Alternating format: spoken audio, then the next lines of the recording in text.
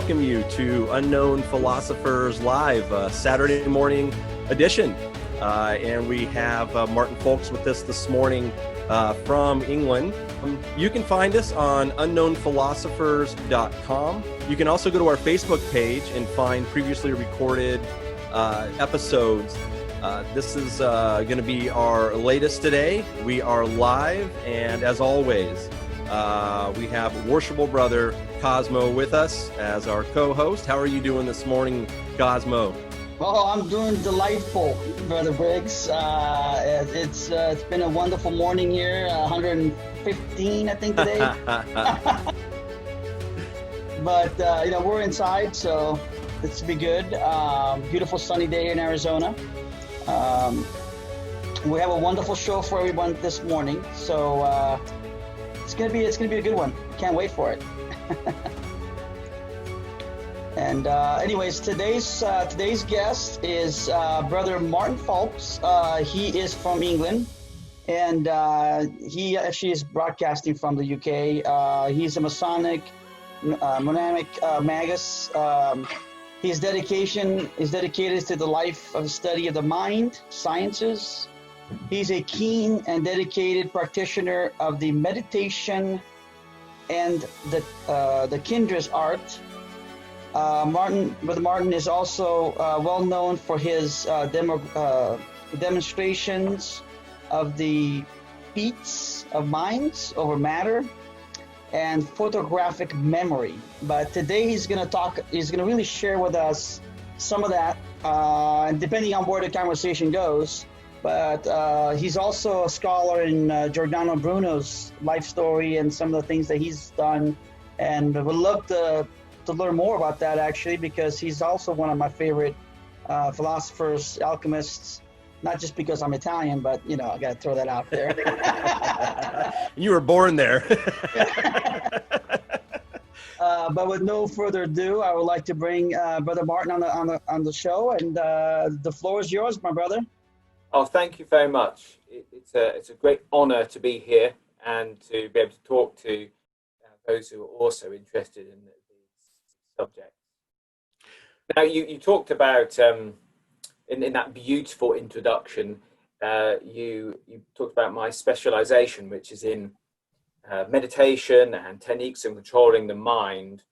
And it's important that I make this clear, that is where my focus is. So as we talk, be aware almost everything we talk about, I've tried and done my best to perfect, but my historical information and may not be as well polished. My fiance, she comes from Italian heritage and is a historian. Oh. So I need to get things absolutely right. I've been taught to be cautious when it comes to speculation about the past.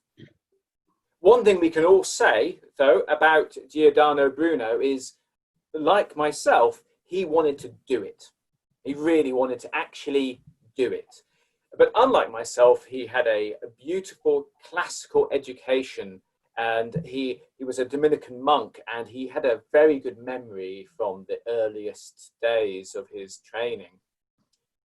Now, you talked about Italy, and of course, it would be hard to deny if someone was to state that the Hermetic current moved to Italy, what with Marcellino Ficino translating the Hermetica in 1471, and it becoming so spread from there.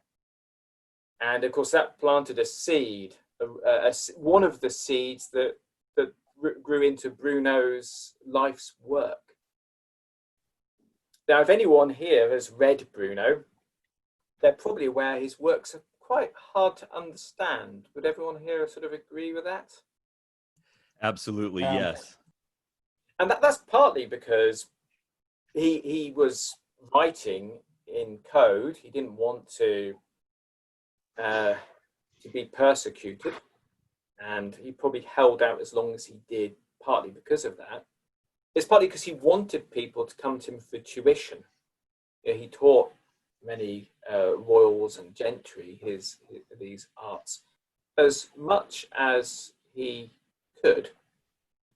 And it's really interesting to see, if you look at some of the works, who he dedicates them to and how he writes, depending on who he's writing for.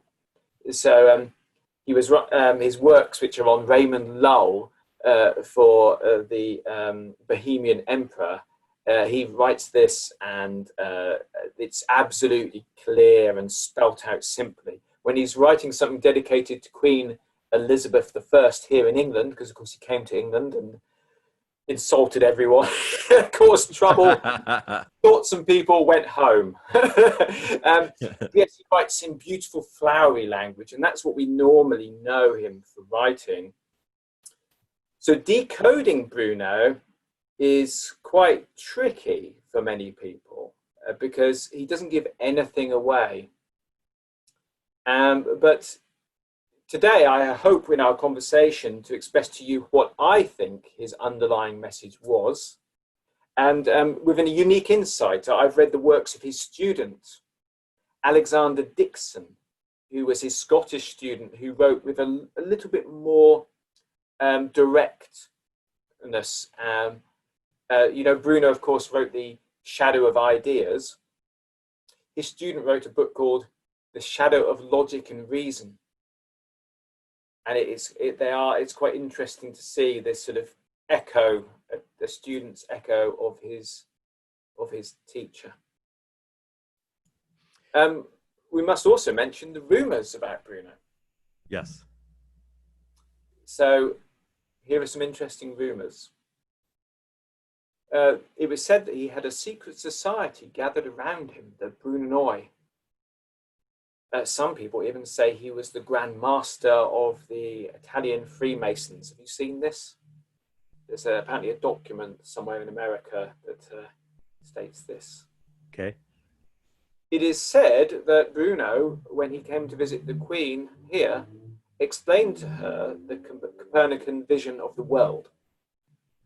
And he made clear to her that this would mean, obviously, now that we know the Earth goes around the sun, all religions would be thrown away and replaced with an earlier, more pure religion, the hermetic religion, of course, whether he stated this. And when the Queen didn't immediately renounce Christianity and understand the concept, he actually stood upon a table entreating her to imagine it. Now, why Queen Elizabeth, she loved esoteric people, but why she would stand for this is quite a speculation. But others suspect that Bruno was very enamored by the Queen and would tell her almost anything he could remember. So she would be able to ask him questions, say, "Oh, you spent time in the German court?" "Yes, I did." "Did you read their books?" "Yes, I did." "Could you tell me their family tree from memory? This would be an amazing feat." Here we go, Queen. Yes, here we are. "Could you circle the ones that are in England?" So it's like a data server. In an unknowing way. She could send him to read things, to visit other people. And in his naivety, when he came back, he'd draw plans of castles and information because he had this lovely photographic memory.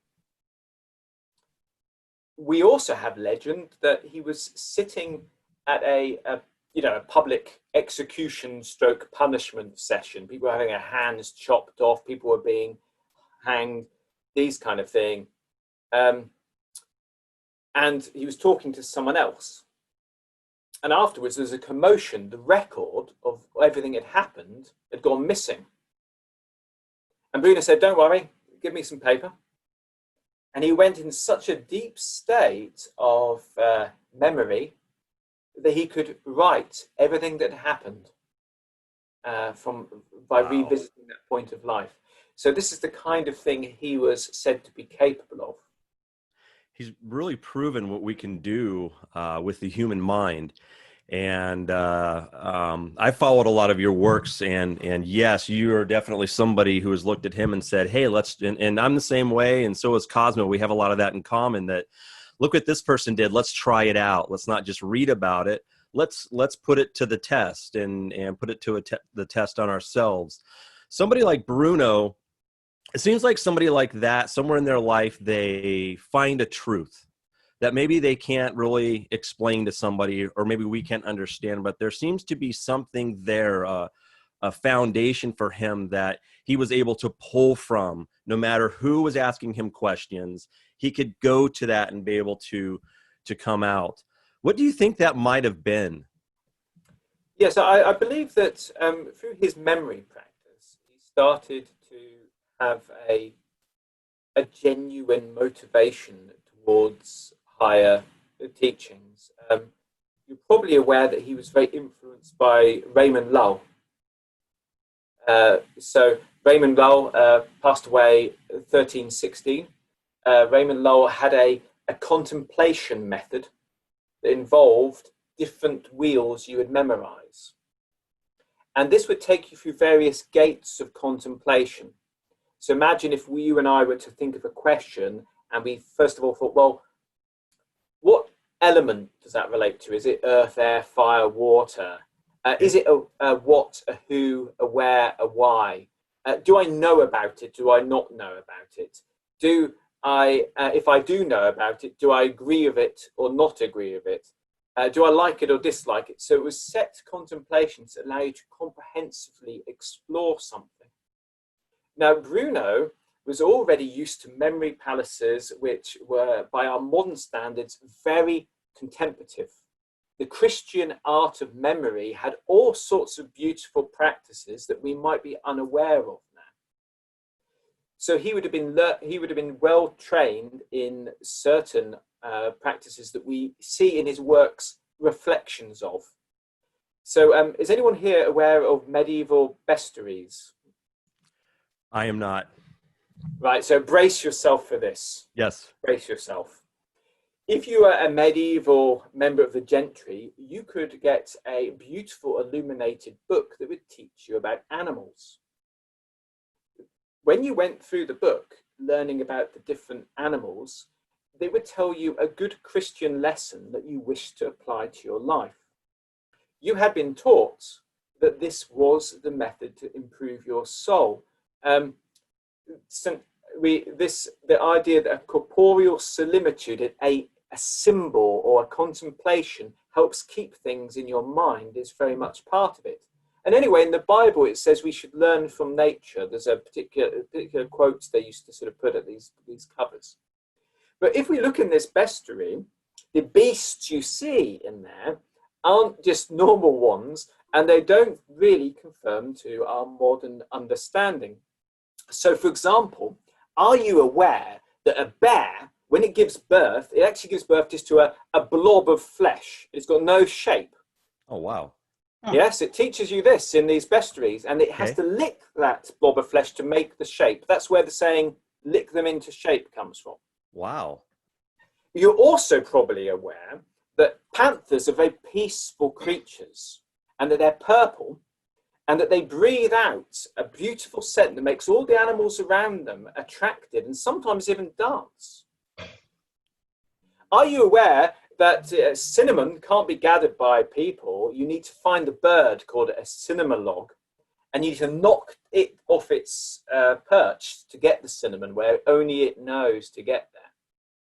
Now, these ridiculous stories, people have speculated for a long time whether they believe them or whether this is just to make it memorable. Some of them are even a little bit rude. Yes. There's actually a type of ram called a bonacon.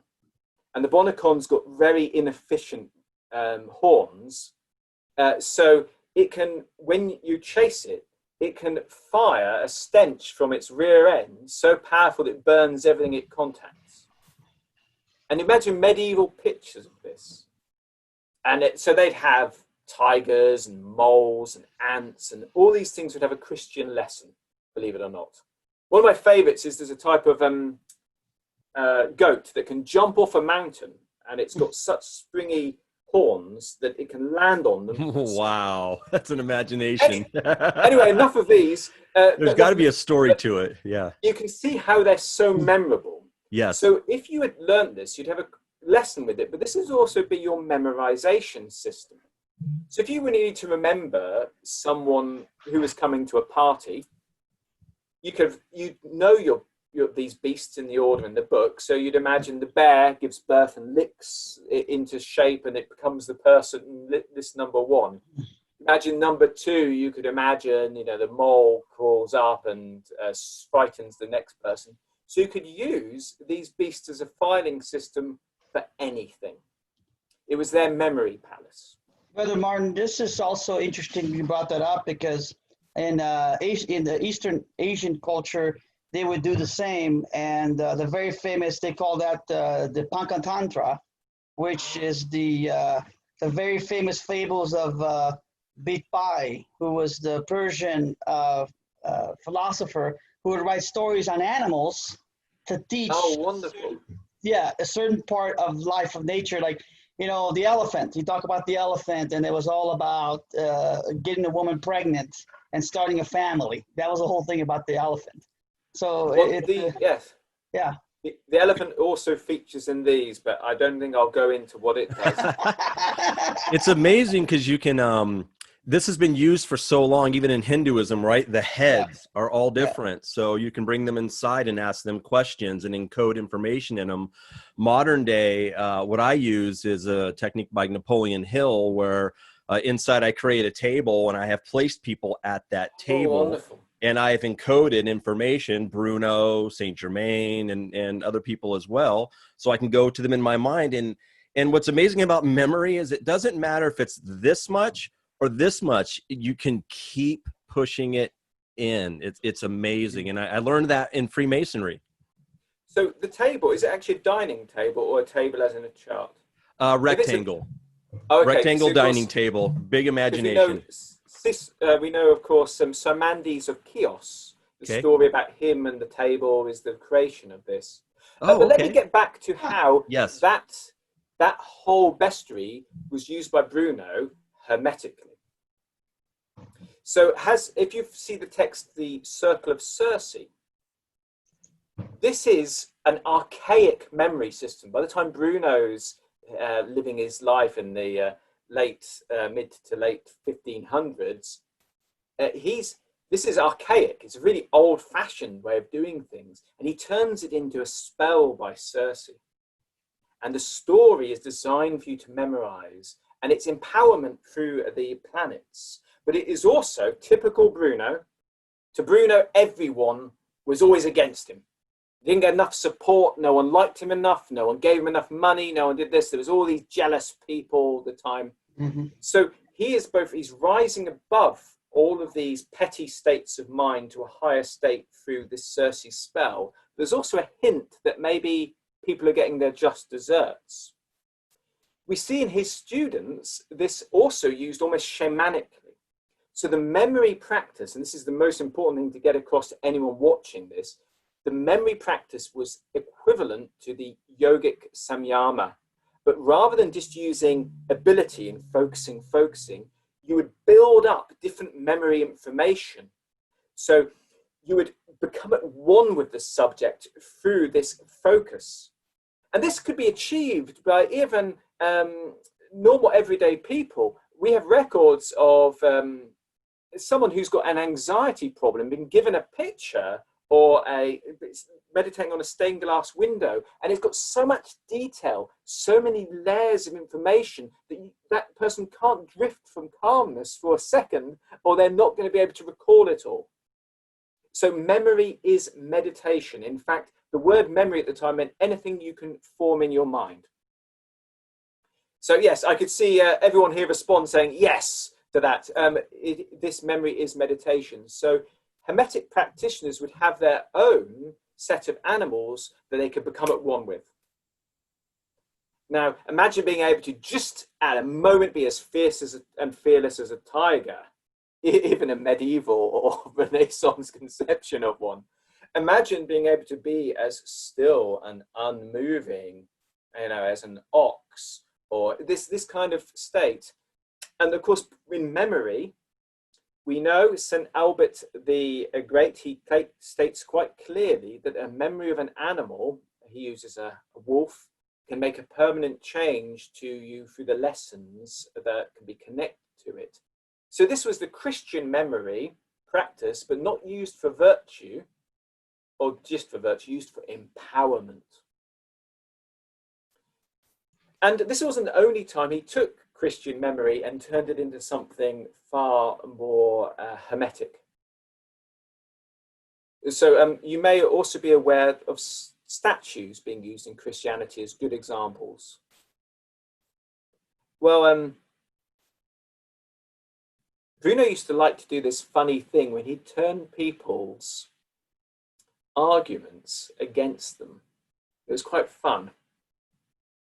So he was very against the of Aristotle being taught all the time. And he wanted to go back to something older. So he does this peculiar thing. It's almost dumbfounding for most people to see. He believed in disuai logai, you meditate on the opposite. But he used to do this until almost the opponent's arguments became his. So he does a memory palace of statues. In Christianity, you'd have a memory palace, you'd go to a church, you'd see the statues, and you'd become at one with them through walking around that church, making that into your memory palace. Each one of the virtues of the angels or of the saints, how beautiful. But Bruno was doing statues which related to the principles of Aristotle, and he chose ancient Greek gods for them. And when you meditate on them so deeply, they become ideas in the world of forms, the very thing his opponents were trying to refute. So he agreed with them so much that he defeated their argument. Yeah, and this awesome. is not the only time he does that. So this is once again taking the Christian approach and interpreting it in a hermetic way. The same we see with the Dominican monks used to have a meditation method when they went through the different levels of hell, purgatory, and heaven. If you read Dante's Inferno, you've pretty much got what they were doing. Actually, some of them had some interesting surprise experiences during this. I remember reading a record of a Cistercian nun who was working on level 3 of heaven. And for a moment, she was no longer in her memory. She could see, not just from 2 holes at the front, she could see all around at once. She could see streams of beautiful light, as if light coming through a window, and she could hear Sanctus, Sanctus, Sanctus being sung. She'd blipped through to the place she was contemplating. For Bruno, this was certainly the same as ascending through the planetary spheres in Hermeticism. It was the same practice. And we do see that in some of his works, but hidden. But the other side of Bruno, I think probably more than he ever admitted, especially during his interrogation, he was very upset with Christianity. He was sick of people claiming special knowledge and not showing any special actions. Indeed, if you read his expulsion of the triumphant beast, he is actually talking not about the reformation just of yourself, but he thought we had to have completely new images. He thought that we were sort of squinting at images we had in our zodiac, but also in our religion. He didn't want to say that direct, that were not to him moral lessons. And you cannot have a religion which has lessons which we all know are immoral and principles we all know are not correct. And you can't ignore them, you can't pick and choose them because it affects you. You need to have a pure image, a good God, or an image of divinity, whether it's a god or a goddess. You need an image which is beyond reproach. You can't have stories of Zeus, taking advantage of women and hurting people, or a jealous God punishing people for petty things and demanding stuff, and think you can evolve. Wow. Yeah, Shocking. it's got to be something absolute. It has to be complete, unchangeable, undestructible, right? That's where we can find that, I think. With Bruno, I would ask you, I meditate. I've practiced with a few siddhas in India for a few years. They've helped me tremendous. Like you, I have checked out everything, and they cut through. They got me there. I would ask you, in your journeys, when you meditate, can you share with us how you take your mind and raise the consciousness of it in order to access these other areas that sometimes are even undescribable? How does Martin Faulks do this? Well, my training is pure Franz Barden. So if people watching this are unaware of this teacher, his works, in my opinion, the first work, Initiation into Hermetics, is, in my opinion, the most important book we could ever gain on these particular subjects. Could you say his name again, Martin? Franz Barden. Franz Barden. Okay. Yeah, so Franz Barden is a Czech magician who was alive during the Second World War, and his works are the opposite of Bruno. How wonderful we could come here.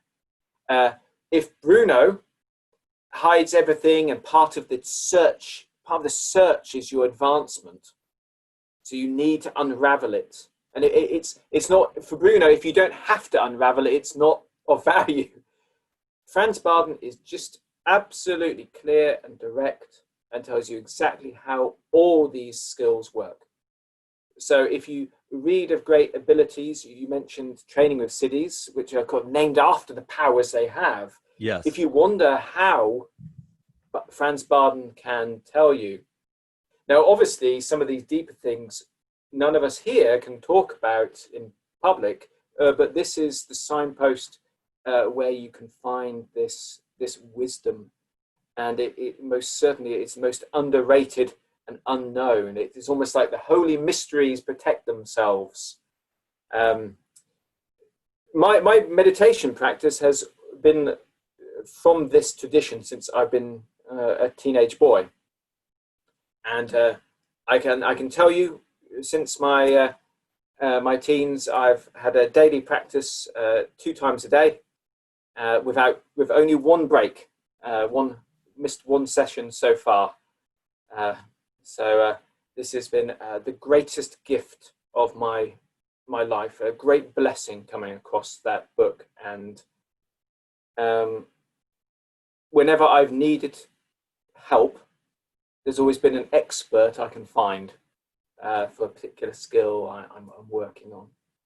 It's amazing how they show up when you have that deep question. Certainly. But how Bruno would practice is quite an interesting one. So Bruno would be used to a discipline where he would, as a Dominican monk, he would sit in a throne style posture. He would lower his head. That's quite interesting. And he would put over his knee a rosary to time something. If he was practicing memory, we do read some documents that describe other postures for memory. Quite interesting. Lying down with your face on the sort of a couch, with your face off the couch, facing down, appears in many medieval Christian manuals of memory. That's quite interesting. Lying on your back, facing a roof, or if you're going to do something which is more uplifting, or sitting as if in a throne, your head down, almost like navel gazing, you could say. I suspect that these disciplines would have stayed with him because he did take a lot from it. He's you can see so much of his Christian training even in his rigorous objections to this tradition. you can also see how he took these wheels, these Lullian wheels, and he used them in a different way. So do you remember I told you that the Lullian wheels would allow you to explore something? So if I said to you, I want to contemplate love, the Lullian wheel would allow you to say, right, where does that love originally come from? Is this a fiery love? Is this a watery love? Is this this kind of thing? And we do, what is love? Where is love? When does love occur? How does love occur? These kind of things. And it's a very long system. It has all the syllogisms of logic in it. It really is. It's like the most comprehensive contemplation. It was probably, Raymond Lull probably got it from Kabbalistic meditation on certain letters. Well, if you do that, something special happens. Can you imagine if you meditate on all areas of inquiry based around love for an hour, you achieve that meditation that my brother, you probably had bestowed on you by the Siddhi in India. You get a oneness. They call it extatio. Yes. You even have Bruno has his own sort of description of these kind of states that you can get into, and how he sees these different sort of gates you can go through or experiences as you go deeper into this. And it is very much meditatio, contemplatio, extatio. You become at one with it. Well, he takes the questioning aspect from there and moves it to a kind of dwelling on. So some of his meditations, I mean, Bruno liked to make memory systems. That's one of the problems. I think he was so creative. He'd come up with another one, write that book, and then come up with another one. But some of them involve going up the chain in a Pythagorean way. So you meditate on stones, and then on plants, then on animals, and then you go to human, you go angel, you go all the way up. But others were a bit like I was saying with love. If you were lacking in a certain quality, you could bring that forth using these wheels. He used some interesting hooks to put this on, but the application could be, let's carry on with the love analogy. You sit there and you meditate on love, and you turn the wheel, and A is you. So you meditate on how you love yourself. B would be your teacher, how you love your teacher. C would be how you love your family. D would be how you love your neighbor. E would be how you love strangers. You could do that for forgiveness. You could do that for other qualities. If you need to be more assertive, if you need to. Bruno wasn't so interested in this stuff. That's the square art. That one, that's your personality stuff. He was interested in the curved art, the second level. So he was wanting to meditate on real high ideals and become at one with them. That was very much where he was there. On that subject, I must tell people here, soon there will be published the works which you might be aware of. Robert Flood, who was a contemporary of Bruno, and you're going to be able to see some of this square art, curved art, and it's very interesting. We talk about Freemasonry, had square lessons come before a Royal Arch kind of lesson. It's really interesting to see. So yes, that's how he would use these wheels, and I suspect that through using Lullism, because he did use Lullism, he found oneness with different principles, and then he let go of the questioning aspect a bit, and it became his sort of meditative method and memory method as well. Yes, if anybody's interested in seeing what Brother Martin is talking about, I found a video of you online. I was searching Rittman Library. We've had a discussion about the Rittman Library a little bit, a place that both of us love very much. And there's some footage where you're there checking out some books, and you're actually holding some of these original texts with these memory wheels. And when I was there, I did not see those, but I just, the work that went into these and how delicate they are was just absolutely amazing. Can you talk a little bit about that, and then we'll hand it over to Cosmo and then our audience? Certainly. So I'm actually going to show you a memory wheel right now. This is a Brunonian memory wheel. This would be also what he would teach his student. So this is from this book, A Mosaic Palace. So here is a wheel. I don't know whether this is better or more visible. So yeah, it looks great. So each one of these letters would represent something to remember. And some of the basic systems Bruno puts in place are ones we could really easily understand for memory. So let's imagine you have a person that's easy to remember.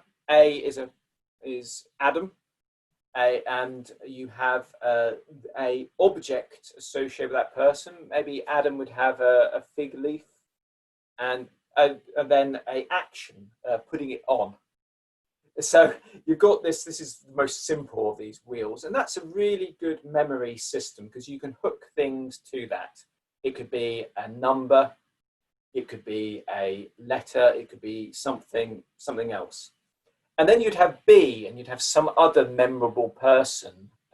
Maybe and modernly you could choose anyone you liked, and that person would have an object and an action. So so then you can turn the wheel and you get different combinations. So you end up with strange things where you've got Adam with Hercules' club hitting the Pegasus. Yeah. And they're easy to remember and quite fun to do. And you can use this for very long numbers. So when you're memorizing a number, you put, right, 1 is Adam. So that's Adam. And then next one is 20. So number 20 is Hercules. And you go for, or whatever. You can put these stories together where this happens. But for Bruno, he wanted both. He wanted you to have excellence of the mind of normal memory and be able to do superhuman things. He wanted you to be able to observe better. This is an important thing to make clear. These Renaissance hermeticists really believed that this form of training could transform you into someone with a higher consciousness. And I can explain exactly how they thought it would happen and what would happen a little bit later when we talk to the other people. So that's what those wheels were like. They were both for becoming at one with things, but also giving you a filing system. And imagine the skill needed to rotate that wheel in your imagination.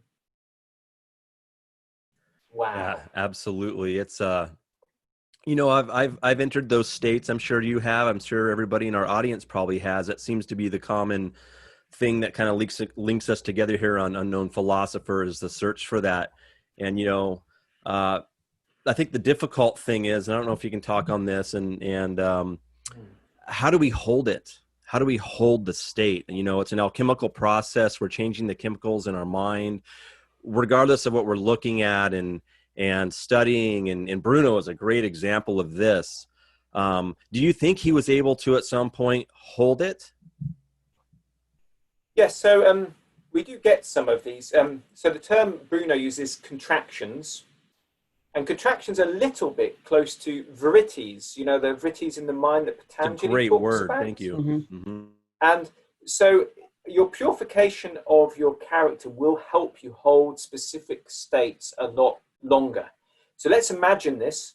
Let's imagine right now we're going to focus on one specific subject. We're going to think just about trees. The bits of your mind that come in and say, what's for dinner? That's the bit that's outside your control and may not be integrated. So the integration of your personality through your square art, through your, I suppose square art in yoga would be yama and niyama. In Freemasonry would be your craft degrees, allows you to get a more pure consciousness. Now, in the art of memory, you've got some bigger supports than you get in most yogic exercises. There are tantric exercises where you have got things to remember. You go through each chakra, and it's worth noting that when Neoplatonics Apollonius of Tyana met with a Brahmin, it's pretty clear that the Brahmin saw the chakras as a memory system, a series of palaces to bestow on him. So you can see the similarity. But with memory, you've got a lot more to support your meditation. You need less skill and just more dedication. So that allows you to get through stronger.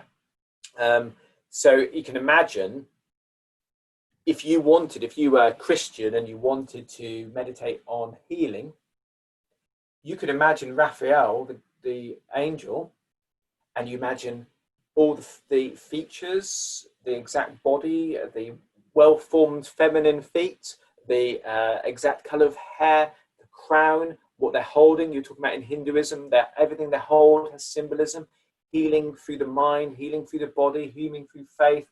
And it would have so much detail. You'd probably have a poem about Raphael, and you'd memorize each time it's mentioned in scripture. Your mind would be so on there that this would help you keep that higher state of oneness. And if you haven't done a memory practice before, it's hard to estimate how much focus you get when you're trying to remember something. Yes, you're going yes, through a list. yes. But needless to say, not everyone would achieve this higher level of resonance, but there are blessings for us all.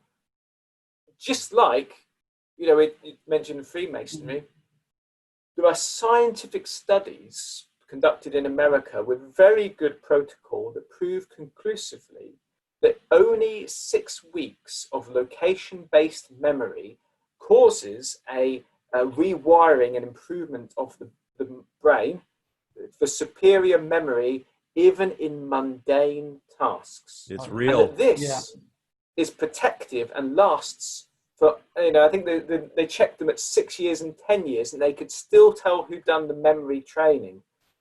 So when that old past master tells you that his ritual practice has kept him young, it's good for his memory and good for his consciousness, don't ignore him. In fact, don't ever ignore those old past masters. They don't need the studies to know what's going on. Yeah, when they get their 50-year pin, it's an honor to meet them, and they're still very sharp. They're still very sharp and alert and living life. Cosmo, you are somebody who I admire in many ways, but one thing is your memory. Yeah. You have memorized just about everything in that we have. You can run a lodge. You can do the rituals. Share with us a little bit about how you got there.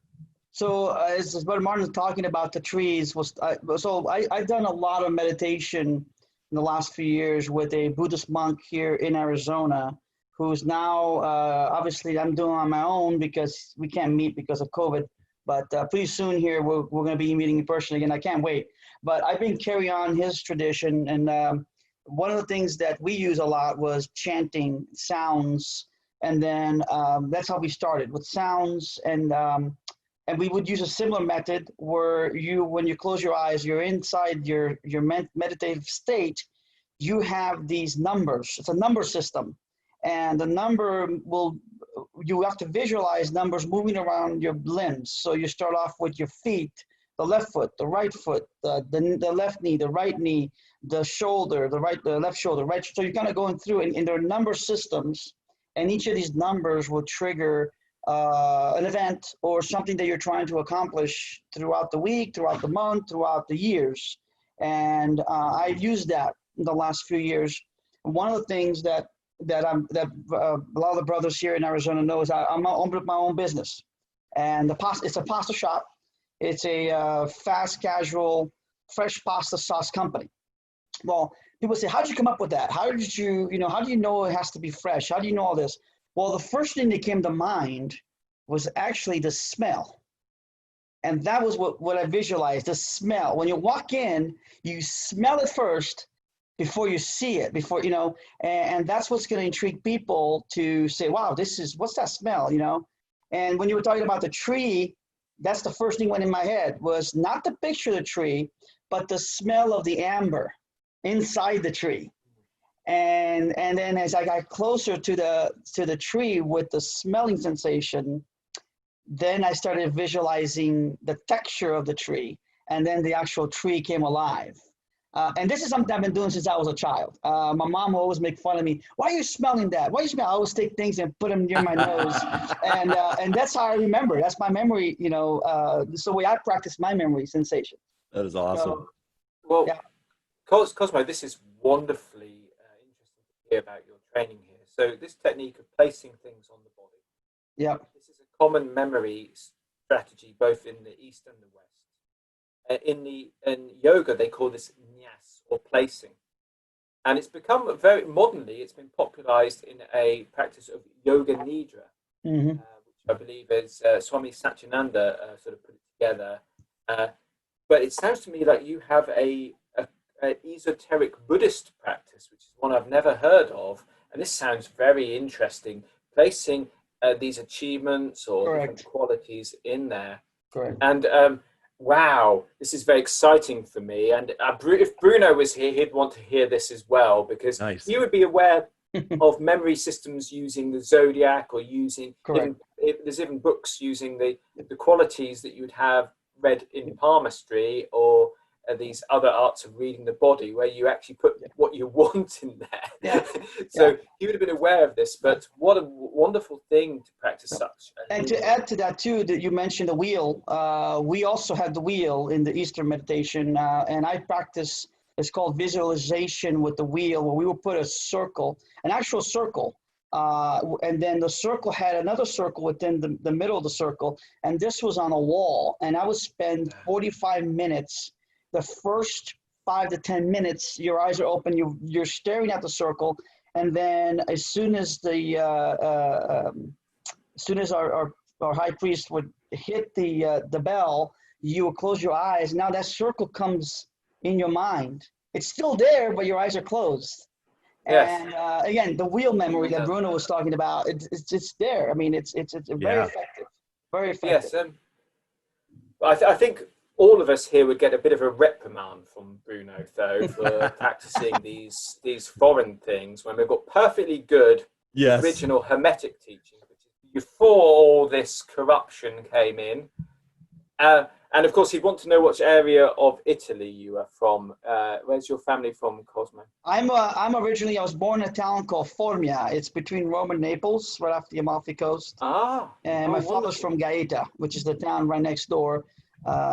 That's our family, and a lot of philosophers. There you go. Our very famous Cicerone, which is a very famous Roman philosopher. Yes. And he was born in our town and died in our town. We have a tower. We actually have his gravesite in Formia. It's a beautiful. I know he also lived in Arpino. He went to Arpino for quite a while. He went hid there. Which is where there you go, my fiance and you have got this Cicero connection. You've got homes of Cicero where you're from. And we must be cautious not to tell her about your pasta place, otherwise she'll be wanting to visit. Well, maybe if you guys ever make a trip, maybe one day you'll come out to America. You come out to Arizona. Yes, let's do it. We do go to America fairly often. I love America. I've been very, very impressed by American Freemasonry because of the practical things I've seen lodges do there. I mean, really helping people, really feeding people who are hungry, giving blood, doing things just straight, giving people scholarships. Wow. So, but yes, I very much like America. I'm very positive about it. Well, hey guys, we've got about 10 minutes to go. Let's go ahead and open up to our audience here. If anybody has a question for Brother Martin. Looks like we've got some regulars. We've got Doug with us, and Roland and Francis. Do you guys have any questions? You mentioned the book at the beginning, Martin, and I tried to write it down, but Cirque of Circe. Yes, the Circle of Circe. Circle of Circe. Yes, so this is a small, beautiful book by Giordano Bruno. And it starts with Circe going through her incantations. Now, you may or may not be aware of Circe as her role as an enchantress, who, of course, turned people into pigs. Ulysses. Yes, of course. I was going to say Odysseus, but yeah, Ulysses is the same man. Yeah. So, but in this case, she starts to transform people into their deserving creatures. And of course, you can feel Bruno in there when he's talking about crabs nipping at people. The people that nip at you because they're inferior, they'll actually become crabs. Those who try to cause a stink, they'll actually become skunks. So he's going through, it's almost like a Brunonian protection ritual, against all these people who'd oppose him. But at the same time, he's talking about the forms that affect us, these negative ideas behind us, which he's sort of giving animal characteristics to, and going beyond them. You're gonna go beyond all these things. The second part of the book is actually his description of the art of memory, and it's more simple than the art of memory that your description you'd get in The Shadow of Ideas, far more readable. The only more readable version you might get, and you could read along, is Alexander Dixon, his student's book, which has been recently published. It's under the title The Hermetic Art of Memory. So, but Circle of Circe, definitely do get a copy of that. It's lovely reading. Anybody else have a question for Brother Martin? Hey there, Martin. How you doing? All good here, thank you. Francis. I'm doing well, and I'm going to sound like a broken record every time I talk on one of these things. You are discussing the idea of a circle as being a memory palace. I'm wondering if you were aware of a Celtic circle and how the Druids used them. No, I'm not, but I would love to know more. It's quite an interesting link here because Alexander Dixon, who I mentioned, Bruno's student, when he started to show his great abilities in memory, both natural and supernatural, it was largely popularized in Scotland that he had restored the Druidic arts of memory. So I'd love to hear how they use their circle. Well, I'll give you a little bit of background. I don't want to throw away because I'm going to be speaking here sometime soon. But the biggest example of that is that if you were to become a Druid, your first 3 years were strictly in the idea of learning and memorizing Druidic principle. Okay? I'm not going to give it all away from that perspective, but what it's really all about is you learning how to memorize the stories. We as Masons use the term, mouth to ear, right? And Druids are well known for the fact that they never wrote anything down. Everything was from memory. And what it comes down to is a traditional Celtic cross or a Celtic circle is used before the start of any presentation. And if you want to know more about that, I guess I'll have to let you in later. But hey, well, Francis, I was aware that Tacitus had informed us of the great memory of Druids.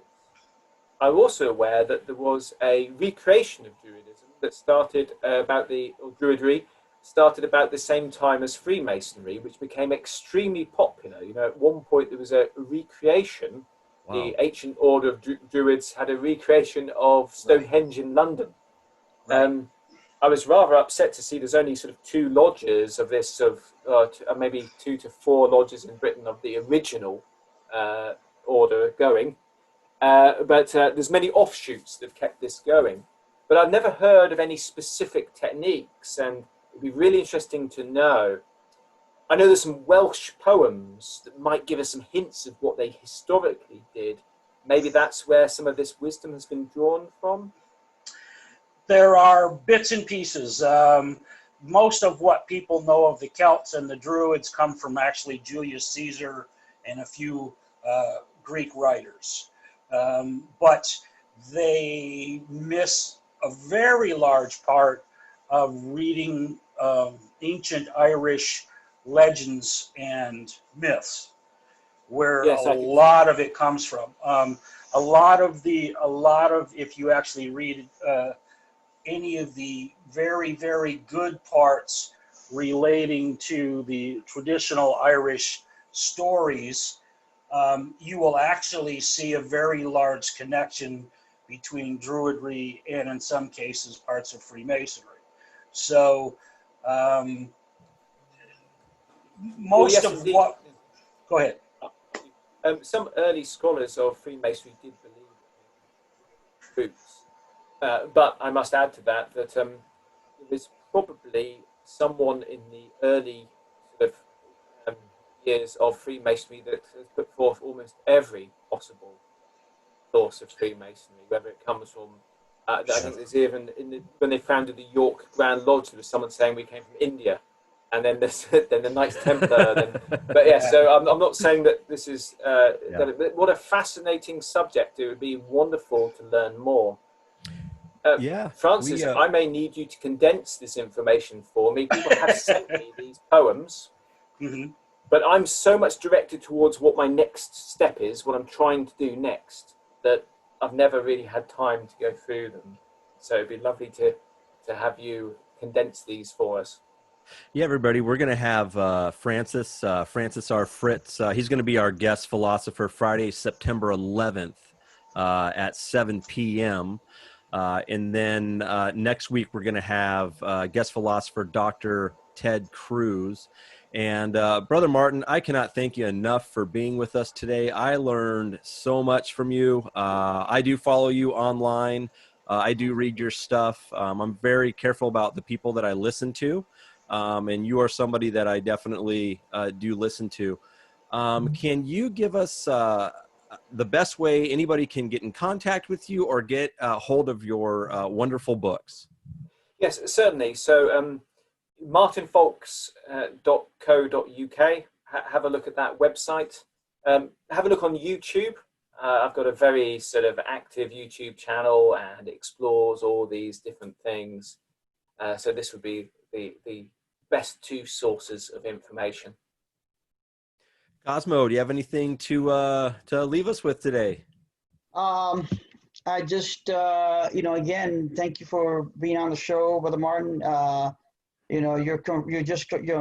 It's nice having, brothers that come up and bring these new ideas. They're not new ideas, obviously. They're ideas that have been around. It's just confirming that they do work, that memory is a very important part of human nature. And it's made me very successful up to this point in my life. And I think as I get older, I rely more on memory because if we don't keep practicing these type of tools that a lot of these old philosophers and left us, is that we could definitely become ill, and that's why I think all these modern day diseases like Alzheimer's and Parkinson's, they're all based because people forget to think. People forget to use their memory.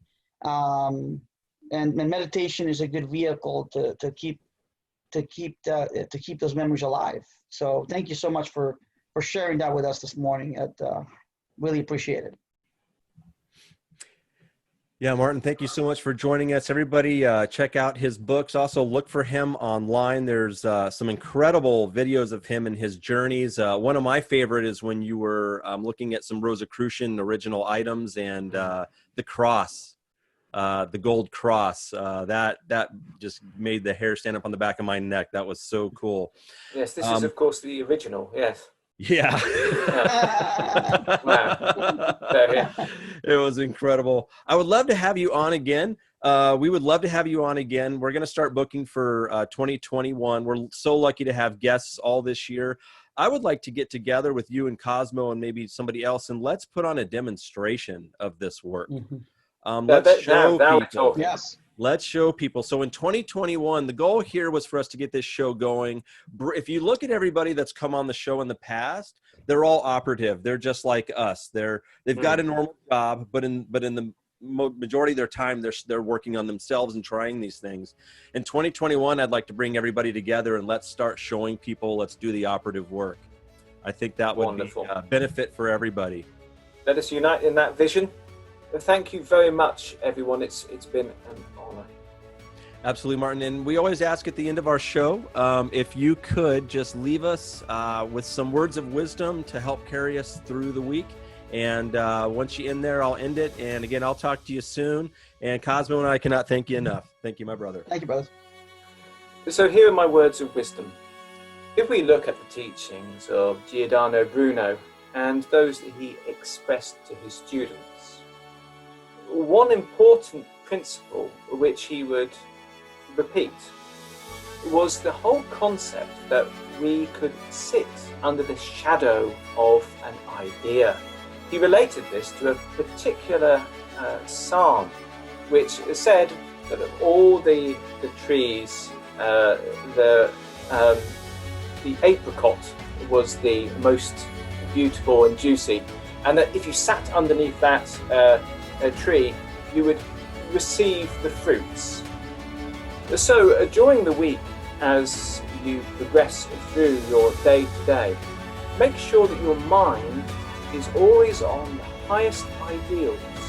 Focus not on the things you lack or the things that would oppose you, but on the solutions, on the blessings that you need, and wait for those fruits to come, because your mind is what dictates the events and the destiny that you have.